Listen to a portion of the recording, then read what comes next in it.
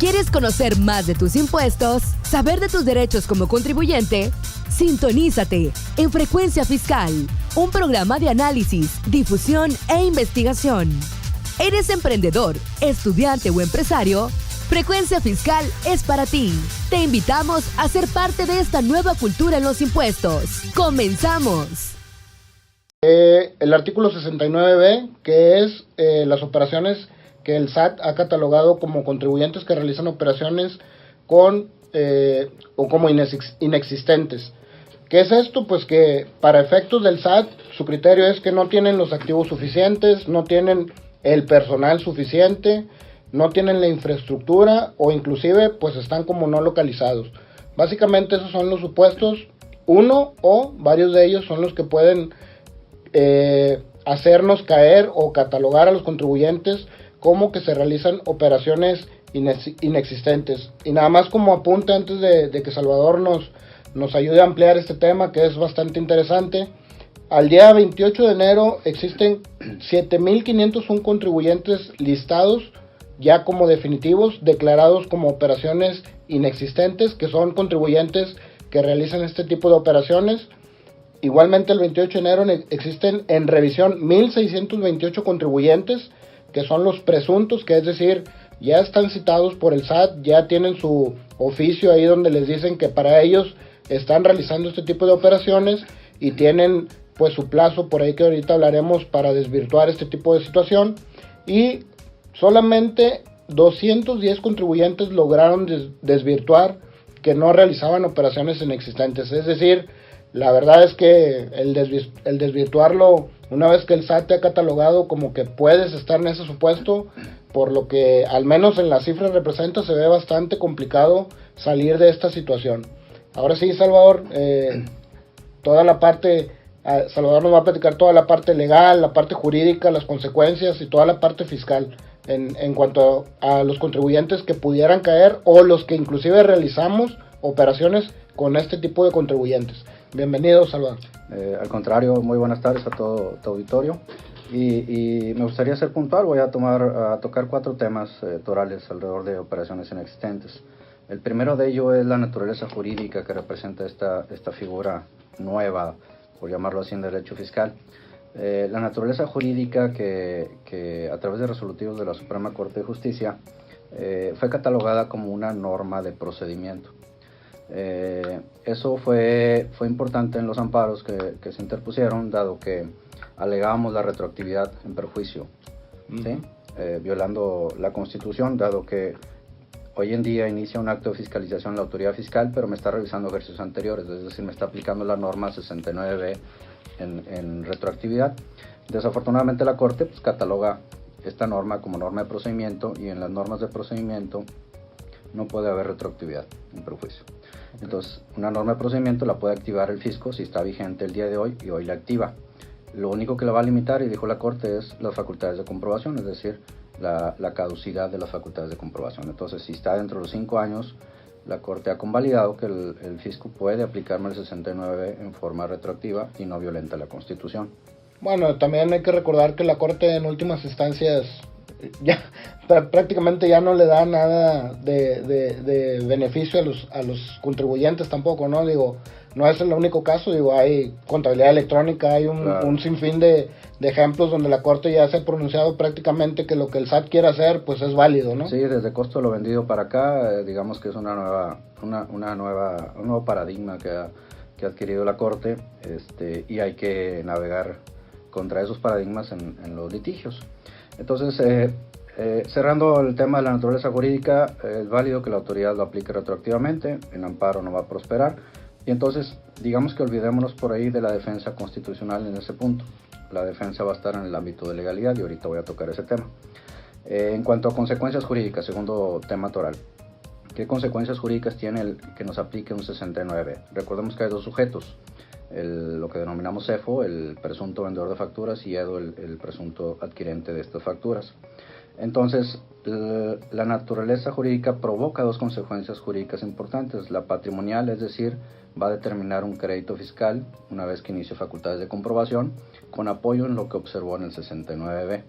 ahí está, digamos que la responsabilidad patrimonial. Nos va a liquidar, nos va a intentar cobrar y en un grado extremo pues ejecutará sus facultades de coacción para hacer efectivo el cobro. Sin embargo, esta figura actualiza o activa la segunda de las responsabilidades, que es la responsabilidad penal.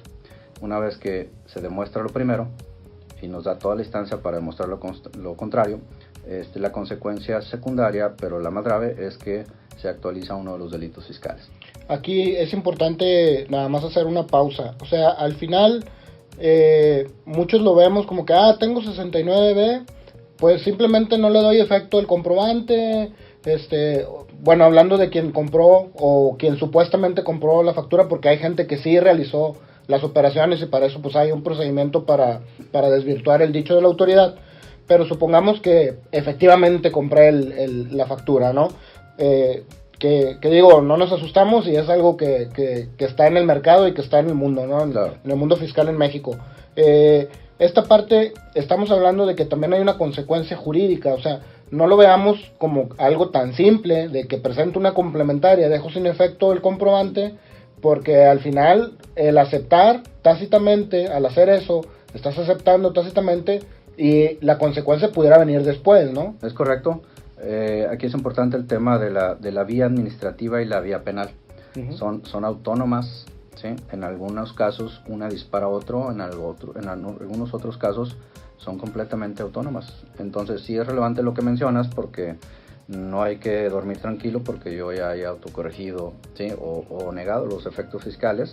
Esperemos que no active la consecuencia penal la autoridad fiscal, pero son vías autónomas y se inician indistintamente. Oye, hoy en día, tú que estás en este argot de defensa fiscal también por tu licenciatura, ¿has sabido de alguien que ya esté en este tema, o sea, que se esté litigando este tipo de cosas ya por la autoridad? En materia penal aún no, y en voz de penalistas expertos, no solamente en este tema, sino en lo general en materia fiscal, la opinión es que pocos prosperan dado las deficiencias propias del proceso penal. Ok.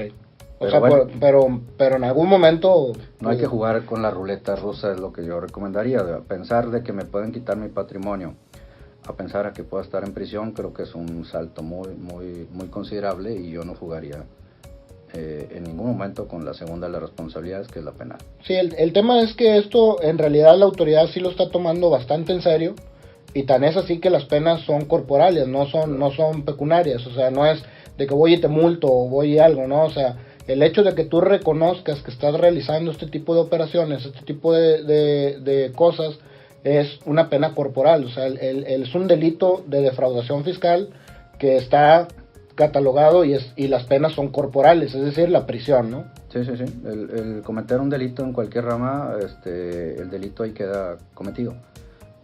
Que no incidan en tu esfera jurídica o que a la postre te digan no vamos a iniciar un procedimiento, no quiere decir que no se cometió el delito. Una vez cometió el delito, ahí queda consumado, por decirlo así. Y entonces ya nomás estamos a la espera de que la ley me dé una oportunidad de autocorrección y que no se inicie una acción penal. Genial, son las salvaguardas, pero en este caso no existen. Simplemente la arbitrariedad que tiene la autoridad fiscal de iniciar un proceso penal o no, ahí está en el aire. Ahora, Salvador, en este caso, digo, inclusive por ahí estuvimos recibiendo algunos correos de gente que está recibiendo inclusive llamadas propias directamente del SAT, donde te dicen, oye, detectamos que tienes hace 2 años operaciones con este contribuyente que está en la lista de definitivos. Claro. ¿Eso es válido o tendría que ser mediante una notificación formal el que me pidan, porque te están pidiendo que hagas una complementaria y que le quites el efecto fiscal a ese comprobante? ¿Esto es válido o tendremos que esperar que nos llegue un oficio formal y todas las formalidades que conocemos que vienen en el Código Fiscal? ¿Cómo lo ves desde la perspectiva jurídica? Ya, qué bueno que tocas ese tema. Voy a hacer un mapeo muy rápido. Las facultades de comprobación, hoy en día se ha agregado un nuevo bloque inicial de facultades que no están en la ley, conocidas como facultades de gestión. Esto lo acuña la Suprema Corte de la Justicia. Entonces, las facultades de gestión son todas esas actividades previas de indagación de datos, cotejo de datos, averiguaciones, que no son propio el ejercicio de facultades de comprobación directas a un contribuyente. En ese bloque entran las invitaciones, esas llamadas telefónicas. Me tocó conocer un caso de Facebook que rastrean chat de Facebook o de redes sociales, y me tocó un caso de un alumno que precisamente le llegaron a él y llegaron así directamente. Detectamos una plática en Facebook, comentabas esto con otro de tus compañeros, necesito que me des los datos de tu amigo. Hasta ese grado, todas esas son facultades de gestión, ¿sí? No son propiamente actos de autoridad que afecten mi esfera jurídica, aunque materialmente sí, pues es una actuación irregular de la autoridad, pero la Corte ha convalidado este bloque de facultades y ahí está el 69. El 69 es una facultad de gestión. No es suficiente, a la postre tendrá que activar una facultad de comprobación, ahora sí, para incidirme en la esfera jurídica y determinarme un crédito fiscal, y luego la tercera de las facultades, que es la de acusación o denuncia o querella para efectos de delitos fiscales. Entonces, desde la óptica de nosotros como asesores fiscales, pues oye, no sería válido porque una llamada telefónica no está regulada propiamente en un procedimiento de ley. Sería ilegal, sí, sería ilegal, pero son datos, informes que la autoridad le va a servir para la postre activar el 69 y a la postre activar el 42 del Código Fiscal para ejercer facultades de comprobación. Digamos que se arma como elementos que motivan a la autoridad para activar la facultad de comprobación precisa contra el contribuyente. Inconstitucionales, opinamos todos que sí, ese bloque de facultades de gestión debería estar establecido en la ley y no están, pero la Corte ha dicho es válido y están implícitas en la Constitución y en el Código Fiscal este bloque de facultades. Y nuevamente vemos cómo la Corte le da entrada a interpretaciones pro fisco, por llamarle así, sí, claro. Y justifica una actuación X de la autoridad fiscal. Ahora, pasando a otro punto, ¿cómo nos defendemos de este tipo de observaciones, de este tipo de... Bueno, por principio de cuentas, la manera de defenderte es no hacerlo, ¿no? Claro. ese sería el mundo ideal. Sí. Pero bueno, por años sabemos que esto ha existido y la autoridad suponía que con todo este tema del CFDI 3.3 y estar con la contabilidad electrónica y todo este tipo de cosas, la autoridad o la mira de la autoridad es que este tipo de cosas bajara. La realidad es que por los mismos dichos de la autoridad no se ha logrado. ¿Cómo nos defendemos en caso de que sí hayamos efectuado realmente una operación? Porque hay que recordar que este tipo de empresas son empresas que están operando y por alguna razón pudieran caer en este tipo de catalogación del SAT. Más sin embargo, nosotros sí llevamos a cabo una operación real, vaya, digámoslo así, ¿no? Exacto. Digamos que hay quienes sí se dedican a esto, ilegalmente, a la compra-venta de facturas, y hay quienes accidentalmente quedan dentro. Uh-huh. Y yo he visto varios casos, ¿verdad?, donde contratas a uno que impermeabilice el techo, y le pasó a un colega, ¿no?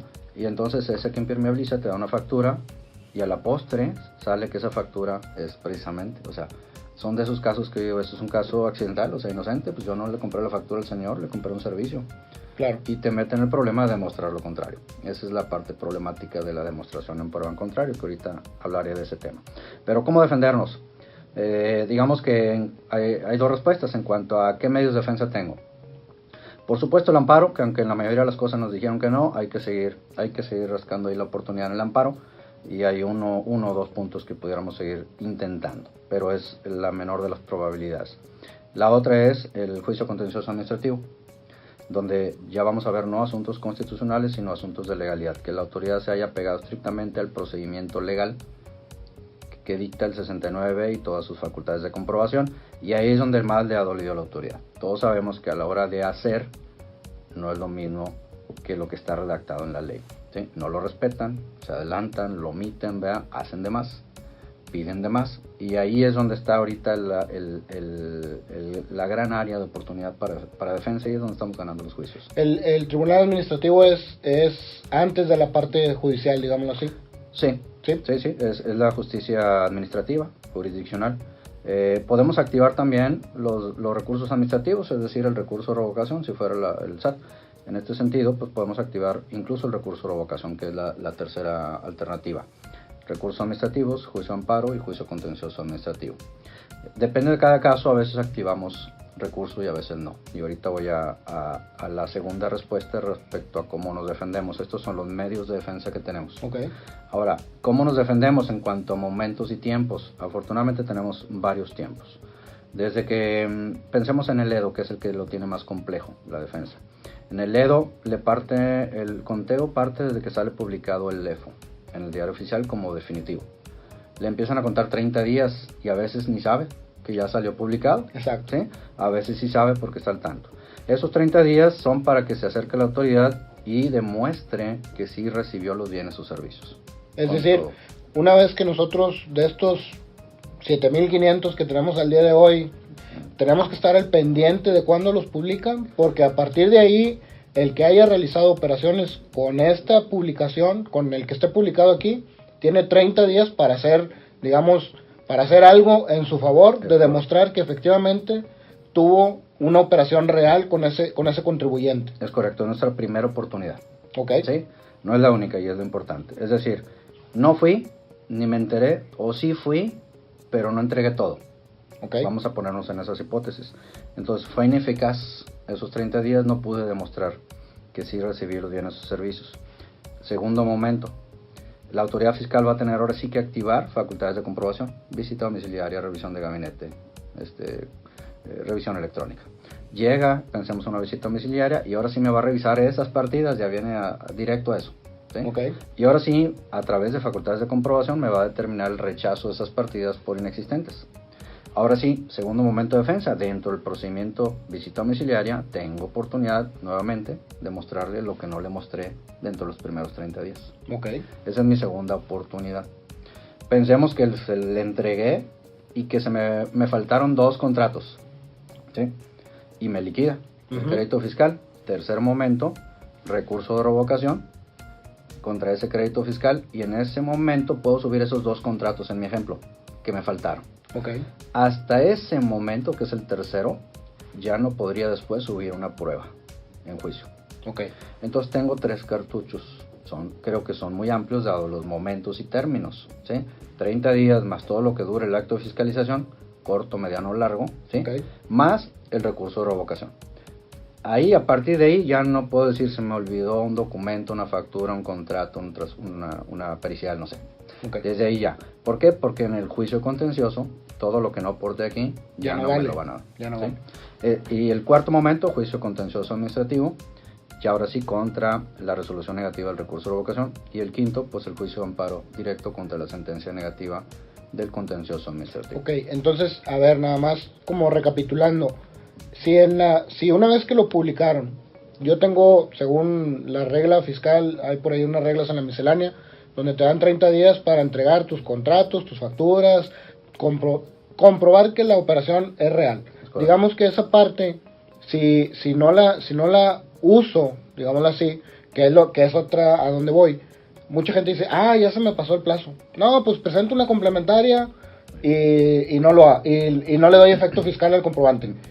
Hay que tener en cuenta que si la operación fue real, no tengo yo por qué absorber un costo fiscal de algo que sí realicé, pero muchas veces se nos complica o pensamos que con los 30 días que se nos haya pasado, ahí ya perdimos. No. Entonces la recomendación es, esperemos entonces a que llegue la autoridad, si es que llega. Claro. Y entonces activamos la segunda parte. La segunda parte y luego todavía la tercera. O sea, tenemos tres momentos para armar bien nuestra documentación que va a demostrar que realmente recibimos los bienes y servicios. Sí. Y ahí es donde entra nuestro coacheo desde todos los momentos. O sea, el soporte de asesoría, consultoría jurídica desde los primeros momentos. Que contestes qué hay que aportar, qué no hay que aportar, ¿verdad? Bueno, este punto es importante. Muchas veces quien sí está al pendiente de ver quién salió publicado, muchas veces dejamos, pues perdón, pero lo voy a decir como comúnmente dejamos que el contador conteste. Y el contador, pues muchos de los contadores tenemos nociones legales, pero no somos expertos en contestar.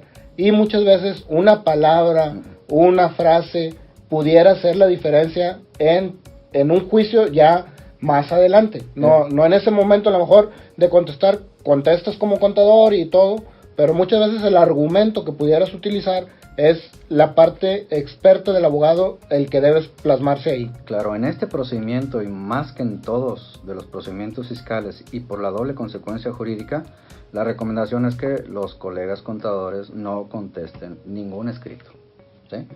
sino que ya entre el especialista en defensa. Es en defensa fiscal. ¿Por qué? Porque desde los primeros escritos, contestaciones, si entramos desde ahí, ya estamos preparando el territorio para una exitosa defensa fiscal. Y es cierto lo que mencionas, te voy a poner el caso más típico, te pidió los contratos y tú manifiestas, no tenemos el contrato, o no existe el contrato. Cuando manifiestas eso, estás diciendo, sí simulé el acto, porque te estoy diciendo que no existe el contrato, es igual a decir que no existe el acto jurídico. Y entonces, si no existe el acto jurídico, la factura está simulada y el pago está simulado. Sí, hay que recordar que, ya lo hemos mencionado aquí en el programa, el SAT de hoy no es el SAT de hace 20, 30 años de que tráeme la factura, tráeme la transferencia y ya.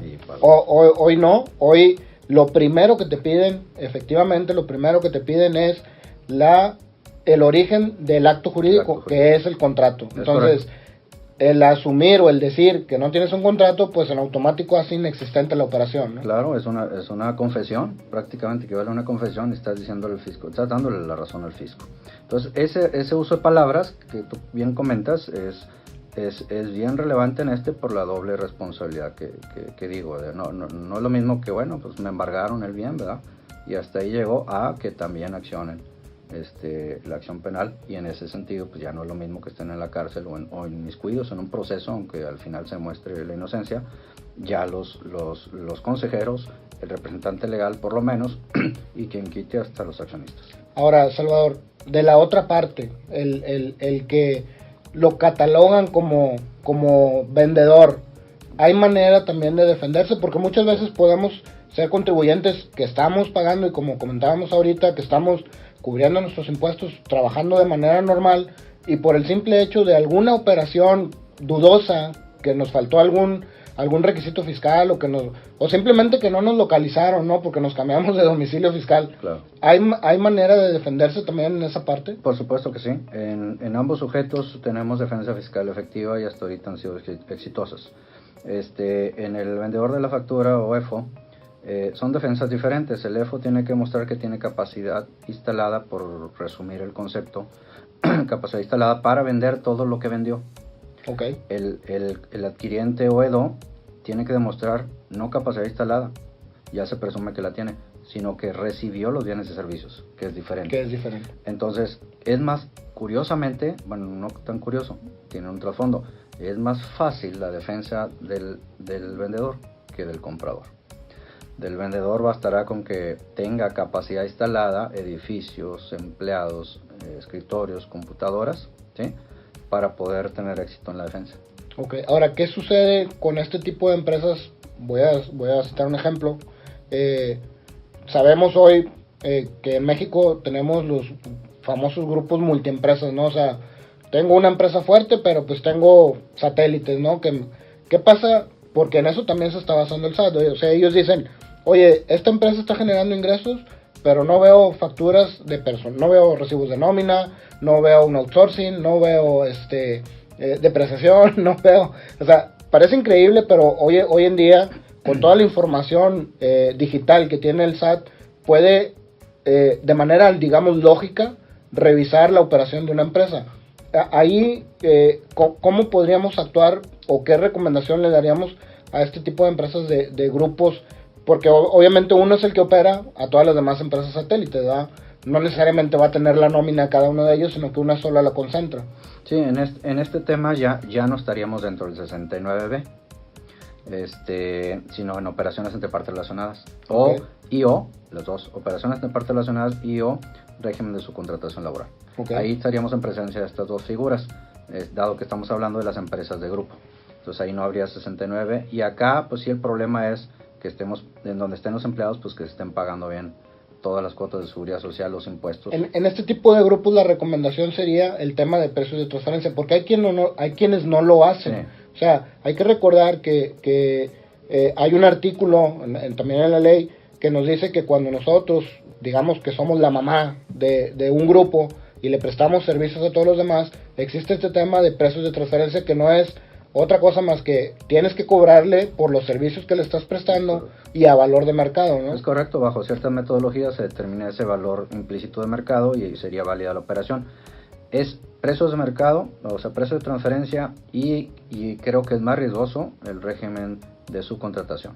Porque si le fallas al régimen de subcontratación laboral, que esta figura puede ser lícita o ilícita, cuando es ilícita tiene dos consecuencias importantes, una genérica, es decir, las dos empresas son patrones.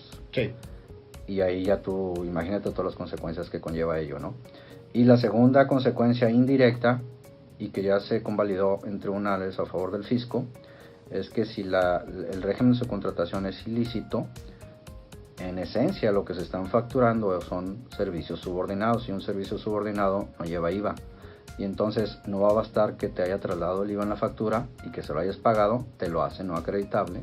Okay. Si bien te va, se queda en IVA, y si estira el brazo un tantito más, te va a cuestionar la deducibilidad de la partida. Ese sí es un enorme riesgo patrimonial. Bueno, entonces ya tenemos otro tema para platicar con Salvador en Por futuros supuesto, programas. Por supuesto. sobre los temas intercompañías, ¿no? Allá hacemos un diagnóstico completo nada más de la figura, régimen de contratación laboral y los efectos jurídicos. Muy bien. Salvador, se nos ha acabado el tiempo. Recomendaciones, últimas recomendaciones para este tema. Recomendaciones, y cierro con este cuarto tema toral, control interno. En la medida que como contadores y organización respetemos la formalidad del control interno de nuestras corporaciones, en esa medida va a existir la documentación soporte que demuestre a la autoridad que percibí los bienes y los servicios. Si el control interno es sobreentendido, como en muchas organizaciones, le van a batallar a la hora de que los defendamos para ser exitosos. Pero si está formalizado, es decir, hay el documento idóneo en cada punto de control interno del ciclo de transacción de todas las operaciones de la compañía, es cuestión nada más de someter esta documental me sirve, esta documental me sirve, y con esta demostramos tanto materialidad como que existieron los bienes y servicios. Pero cuando llegas a corporaciones y ¿dónde está el control interno? No, pues no está por escrito. ¿Está el formato 1? No, pues se confía ciegamente en el almacenista, o en el de producción, o en el de embarque, o en el de logística. Entonces no hay ningún documento que evidencie que el cliente recibió la mercancía, no. Entonces ahí es donde tenemos problemas, y no vamos a poder contar con una documental que en juicio nos ayude a demostrar y sacar adelante el contribuyente. Sí, hay que recordar que el control interno nos sirve inclusive para cuando la persona ya no esté. El control interno podrían ser las propias políticas de la sociedad, y al final, esté quien esté en ese puesto, al conocer el control interno, al conocer las políticas, es en automático estar cumpliendo con toda la documentación. Sí, todos los llamémosle formato, porque la política puede estar, pero no se cumple. ¿No? Exacto. No, ya en la ejecución de cada actividad, el formato que se debe de llenar, que demuestra la ejecución de la actividad. Muy bien, muchas gracias, Salvador, por habernos acompañado. Gracias a todos por habernos escuchado. Buenas tardes. Esto fue Frecuencia Fiscal. Te invitamos a seguirnos sintonizando todos los viernes de 2 a 2:30 de la tarde.